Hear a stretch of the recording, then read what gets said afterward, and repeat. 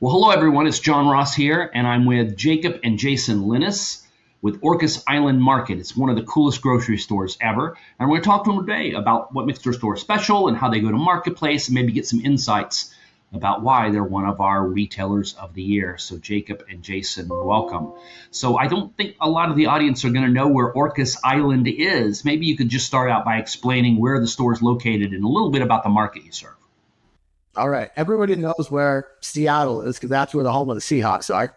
So we're 100 miles north of that on an island about almost on the Canadian border. So we're about 55 square miles on a little horseshoe-shaped island nestled in what's called the Salmon Islands in Washington. Well, it's one of the most beautiful places in the United States, in the world, really. It's absolutely gorgeous when you fly in there. It was also a little bit adventurous, both flying in and then flying out was a little bit rocky, one of the most harrowing airplane rides I've ever taken. Next time I'm coming by ferry, I promise, coming by ferry. But hey, your store is really amazing. So for the audience, how did you guys get started in this? Well, it was about it's fifth generation owners here. So it was 1897, almost 130 years ago. Our great, I think I did enough, grandfather started a little store on this island, and it just kind of slowly grew over the years, I guess, and then they sold it to what became our dad, and then our dad married our mom, and then it stayed in the same family. So it was kind of cool. And that was back in the 70s. Our dad since built a newer store in the 90s, and that was what the store that you and your crew came up and saw. So, it's grown from probably, 2,000-3,000 square feet, something like that. And up to now we're at 23,000 square feet, the main supermarket there in town. And then the size of the population on the island, the permanent residents. So, 5,000-6,000 year round. And then, a lot of people have summer houses here. So, come May and June, it goes up to about 12,000 until Memorial Day, or Labor Day, sorry. So that's kind of that gap where there's a lot more people here. And then, lots of people come up to visit the ferries throughout the summer too. So. Well, it's cool to see a fifth generation family keeping on and continuing to invest in and improve the store. The store is absolutely beautiful. One of the things that struck me about your store is that you, literally are the definition of a captured audience. You can't get there unless you're on an airplane or you're on a boat. And the residents really don't have a lot of choices, and yet you deliver them one of the most amazing experiences. Everything's fresh, everything's curated. The range is really amazing. They can get anything that you would find in a suburban store in a higher neighborhood, and you do it all with some great values for the population. And a lot of people wouldn't do that. They wouldn't put that effort in. They just, I'm going to get the audience anyway. But you see it differently. Maybe explain your go-to-market strategy and how you think about serving your audience there. For me, us growing up, we were working in the business, and our dad always was just particular about having a really nice, clean store. And it always felt like if you can take a little extra effort and make it really nice versus these other stores that just don't put the extra effort into it. And when you're an owner-operated store, you take a different level of pride in it, and that filters down to all the employees. And so, one of the things that I think is the most important rule that people probably think is crazy that came down from, our dad and grandfather is we don't use tape in the store. There's no reason to ever use tape because there's always a suction cup. There's something else. It ruins things. And so to that detail is you just take care of the things you have like it's your home, and it makes it look really nice. And, the other piece is, variety. Jason and I go look at other stores all the time. It's all these really cool items. So empowering your managers to be able to go find things that they're really passionate about, whether it's like barbecue sauce, and they just maybe get a little too much barbecue sauce or hot sauce or something like that. But it just tells a story about what this person's belief is, and it gets people excited about hot sauce. And, it might, make their dinner that much better. So, I think that that's the kind of thing is, just being careful with what you do and make sure you take care of your stuff and maintain it. Um, that's what we learned from our dad, and so we've continued that. We spent a lot of money on maintenance and making sure the windows stay clean and all that stuff. That's become really important too. So how do you two divide up responsibilities in the store? He does all the hard work, and then I go onto the computer. No, we have very different skill sets. Jacob's good at this kind of thing, and I'm pretty good at mechanics. So I do a lot of the, overseeing of maintenance, trucks in, trucks out, and he deals with people.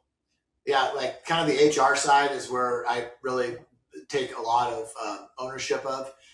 But as you imagine, like we were explaining earlier, we're on an island. So that means, we get 6 produce trucks, we get 5 wholesaler trucks a week, plus a bunch of other beer and wine and stuff. So there's a lot of logistics, not just getting to the island, but managing a flow of when they come in. Because if you're in the city, you can say, hey, you come here at 11, you come here at 12, you come here at 1. Everybody gets off the ferry at the same time. We got 2 docks. And he's got to figure out how to get all that stuff off to get them there and, organize it and not have it be chaotic. And we're not a real big store. Our warehouse isn't that big. So, we're plugging things here and there, and he manages that flow. And then when something goes wrong with, staff members or just focusing on, building the culture of the store, that's where I really like to focus on. And so it's a good balance. And, it always has it. It's not always easy. Have you ever worked with your brother? I don't know. Like it's tough, but it's also one of those relationships that, when it's an employee or a partner, they can break up. You can't do that because you still got to go to Christmas dinner with them. So you got to resolve the problems always. Sometimes it takes a few days or so, but you figure it out going into it. Well, there are certainly going to be some family businesses watching this that will be nodding and smiling as you talk about Christmas dinner, because some years that's more tense than others. But working with your family is a whole level, a whole different level. It's a wonderful thing if you can make it happen, and when families are able to stay close. But it's also a whole different set of challenges you'd never have in the corporate world. I want to talk a little bit more about the operations of the store, because people will see pictures of your store here. We'll have video footage of it. The store is absolutely gorgeous. And it's a high volume store per square foot. It's going to be one of the highest volume square foot. You could pick that store up. I'm not exaggerating. You could drop that in high end neighborhood in here in Atlanta, and that store would compete against Kroger and Publix and the best of them out there. And then to be able to do that in a way in which not only you're relying on trucks coming by boat, but sometimes the weather doesn't cooperate, and yet you still have this huge range. I mean, the tendency, I would have thought that simplification and making the range smaller, or maybe offering less choice or something like that would have been the way. But you've gone the other way. I mean, people can find literally everything they want in that store. That had to be a tough challenge. It's kind of evolved over time as people want different things, and we have such a unique set of clients that live here year round, and we don't really we don't switch things up for the summer because there's tourists coming. We figure, we have enough breadth of customers year round that if we can do things to delight them, then it'll be what the people want when they come off island. And so when you think about variety, sometimes we do have a little too much variety in some areas. However, when somebody comes in and they're talking to one of us and they're like, hey, can you get this new product in because I really like this butter?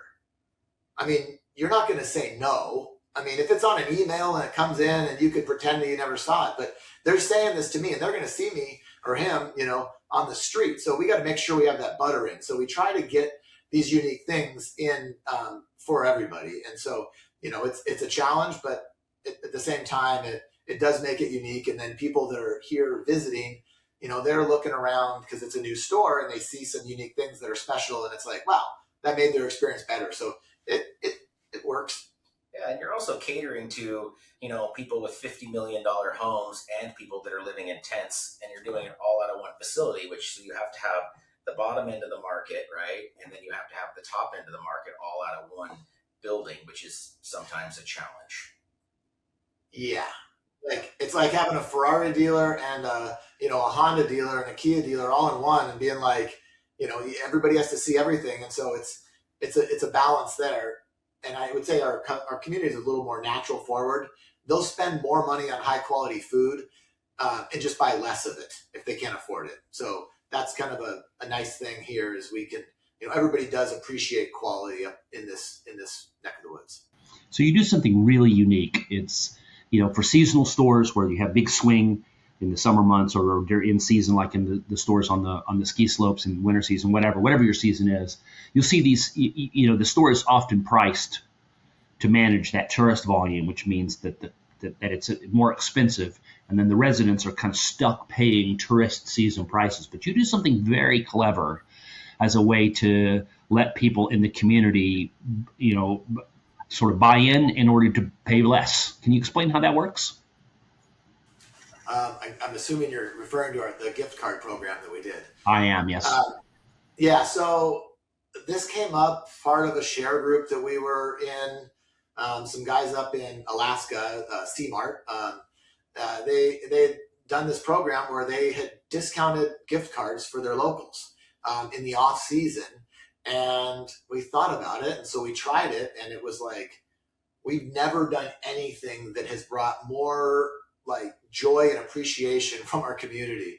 And so, so in the middle of the winter, January, February is when we try to do it. We let people buy gift cards up to $2,500 at 20% off. So they get $2,500 for $2,000, and they can pay cash, check, or with a debit card. We did it just cash and check the first couple of years, and then we added debit card. And it is overwhelmingly amazing at just the complexity of doing it, but then also just the gratitude that people appreciate that gift so much. And I'll have people that will come up in September, and they'll be like, "Oh, my gift card's finally out. Are you going to do it again?" And they're all excited to give us $2,000, which is, we don't have that much margin in the grocery business. However, if we can invest in our community that way through marketing and all that, then you make up for it in the summer, and then we don't have to adjust prices and do more complex things. So it's been really successful and positively experienced throughout the community. Well, it's very clever, and it doesn't surprise me because it's kind of an example of every corner you turn in your store, whether it's in the meat case or whether what you're doing in produce over there. It's kind of this unexpected experience to find a store in a resort community that instead of sort of catering to just the tourist crowd or to the lowest common denominator, you've really built a store that appeals to everyone and treats everyone with respect. And it's one of the reasons why you're our Retailer of the Year, which is, as you know, one of our biggest awards. It's our biggest award of the year, and why we're so proud of you and proud to have you as part of the IGA family. And, all I can say is everyone's going to see the videos of your store, and they're going to hear this story, and then they're going to want to plan a trip to Orcas Island, which is a beautiful place to go visit and come by and see what you're doing, because you've got a lot to teach in a location that a lot of people have been to. So congratulations, Guy, on being our Retailer of the Year. Thank you so much. Appreciate those kind words, too. I'm glad you got to come up here and see it firsthand.